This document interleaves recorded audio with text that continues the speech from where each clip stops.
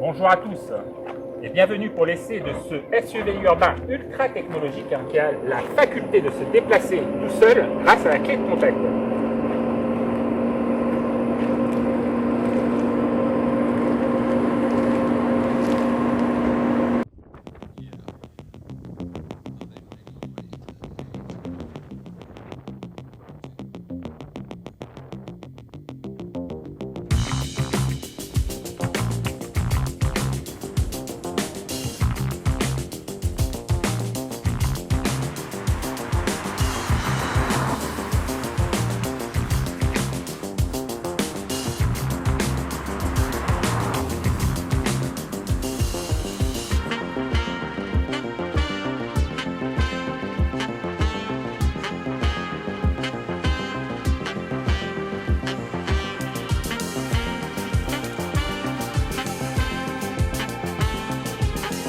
Bonjour à tous et bienvenue sur AutoZone Réunion pour l'essai de la seconde génération de Hyundai Kona.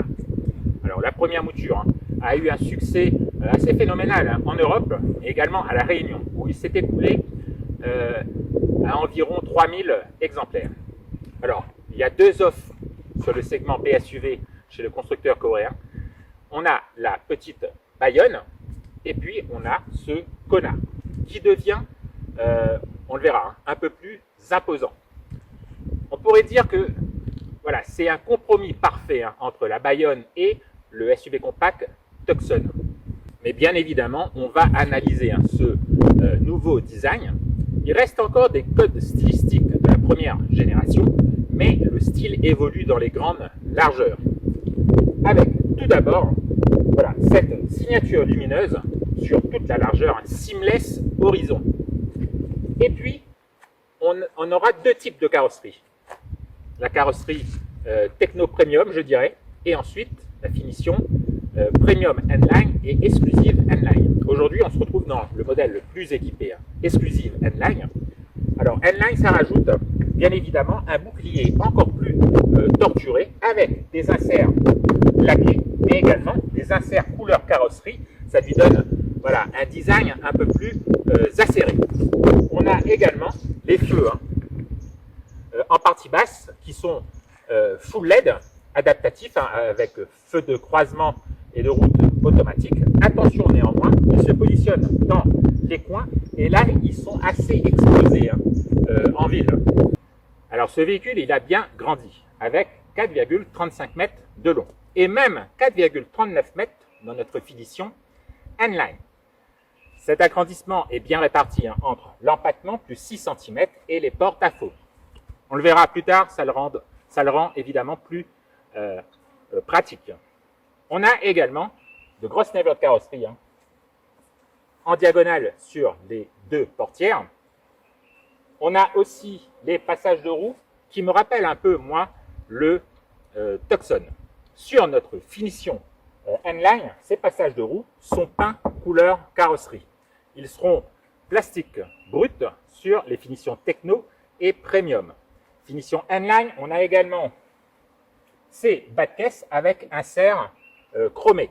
On a également les jantes en 18 pouces avec un dessin qui est spécifique. Alors au niveau de la partie arrière, on retrouve ce fin bandeau lumineux et ça fait écho à la signature lumineuse à l'avant. On a le dessin du haillon qui est ultra épuré. Finition N-Line, on se retrouve avec ce bouclier armé d'un léger diffuseur. On a également droit à la double sortie d'échappement chromée. Les feux, c'est comme à l'avant, ils sont quand même assez exposés. Attention lors des manœuvres, le véhicule est équipé automatiquement de la caméra de recul. Sur notre modèle d'essai, c'est caméra à 360 degrés. Au niveau du coffre, avec haillon électrique intelligent, voilà, là on remarque, ce coffre, il a pris un sacré volume en passant de 361 à 466 litres. Voilà, on dispose également d'un double fond. Alors, il faudra demander à la concession locale si on peut s'équiper d'une galette, puisqu'il y a pas mal de personnes qui sont encore très attachées à la roue de secours.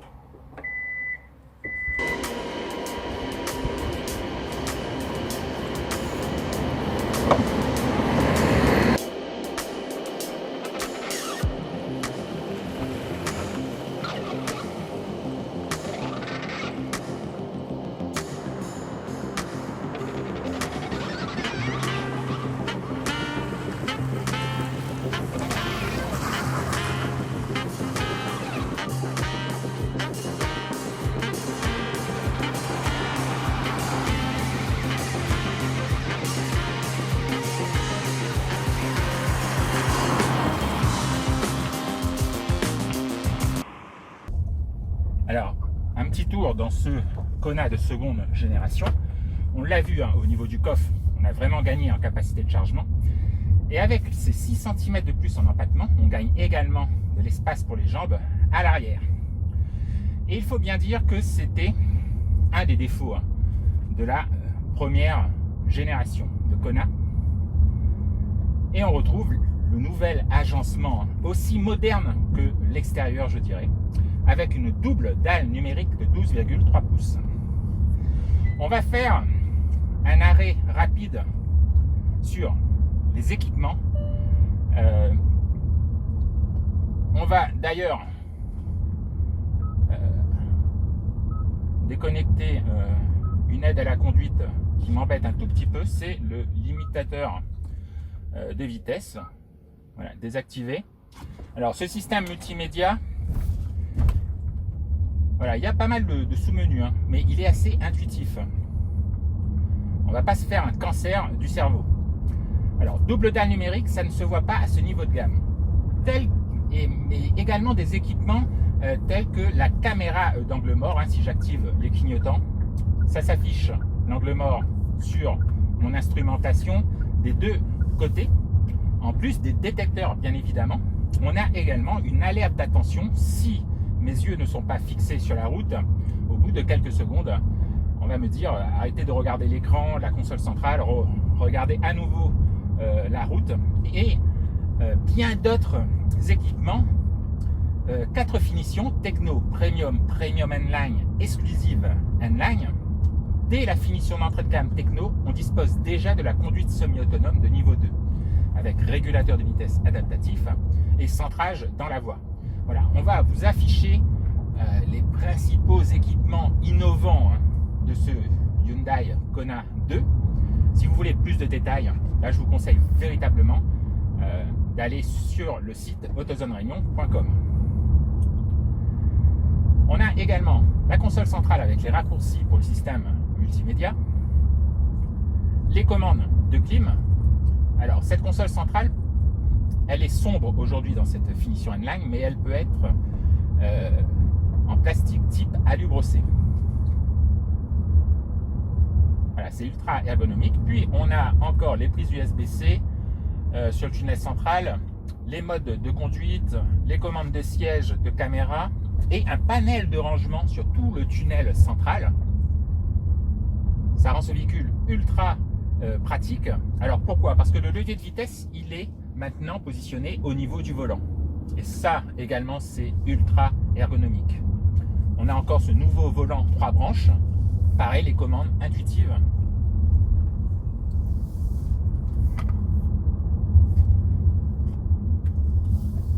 Alors on peut même, voilà, on peut vérifier bien évidemment notre fonctionnement, puisque aujourd'hui on se retrouve dans cette version full hybride.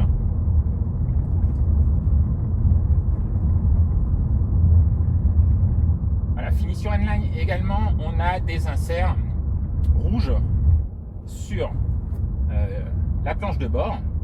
On a des sièges sport cuir Alcantara, pareil avec des inserts rouges. On se sent véritablement très bien.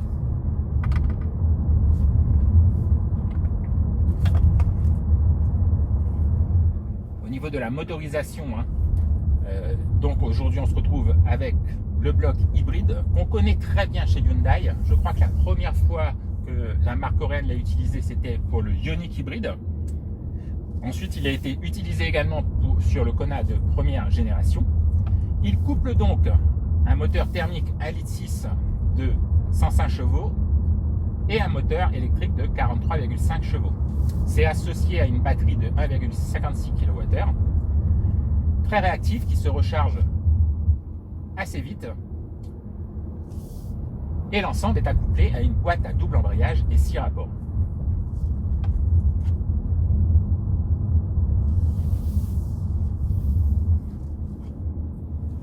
Alors quand on est en ville ou sur départemental, comme la gestion thermique électrique est quasi parfaite, on a toujours droit au couple du moteur électrique. Si on est chargé sur chemin montagneux, bien évidemment, on va demander un peu plus au moteur thermique. Alors pour le rendre plus réactif et également rendre la boîte plus rapide, on passe en mode sport.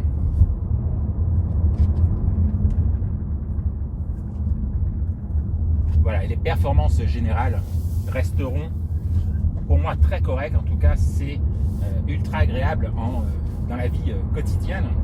Alors on peut passer les rapports au volant grâce aux palettes. C'est une boîte à double embrayage, donc c'est plutôt rapide.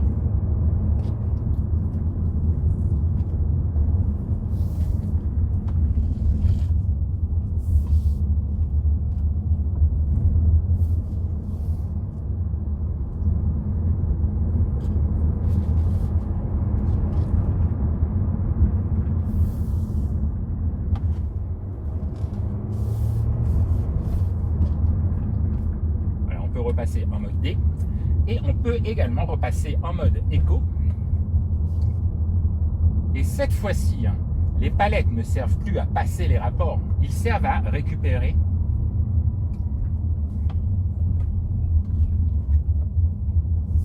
Voilà, quand on passe en mode éco, les palettes maintenant vont servir à récupérer de l'énergie. Alors on peut récupérer de l'énergie sur 4 niveaux. Voilà, plus ou moins de frein moteur électrique. Et on peut même, voilà, on a encore un 5e niveau, c'est le max. Là, il faut laisser son doigt appuyé, enfin, il faut laisser la palette de gauche activée. Et là, le véhicule va jusqu'à l'arrêt. C'est assez pratique pour la ville.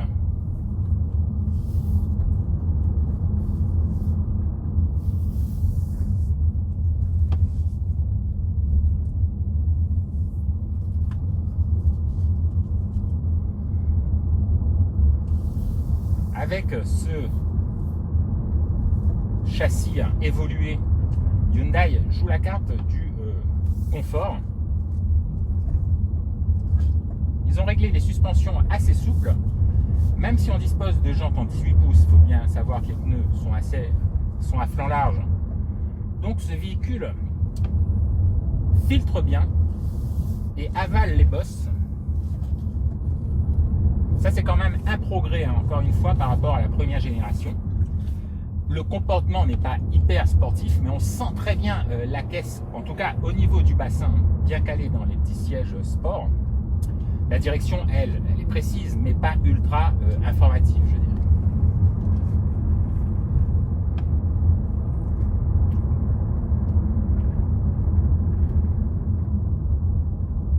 En tout cas, ce véhicule, j'ai bien l'impression qu'il est très économique.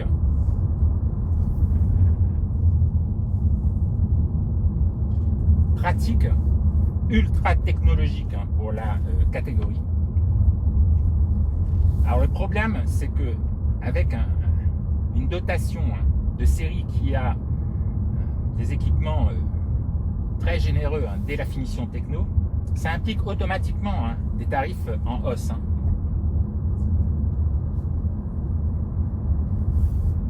Ce véhicule sera disponible entre 37 000 € et 47 000 €, si je ne me trompe pas. Donc voilà, c'était un petit essai dynamique de ce Hyundai Kona 2e génération. Et nous, on vous dit à très bientôt sur AutoZone Réunion. À bientôt.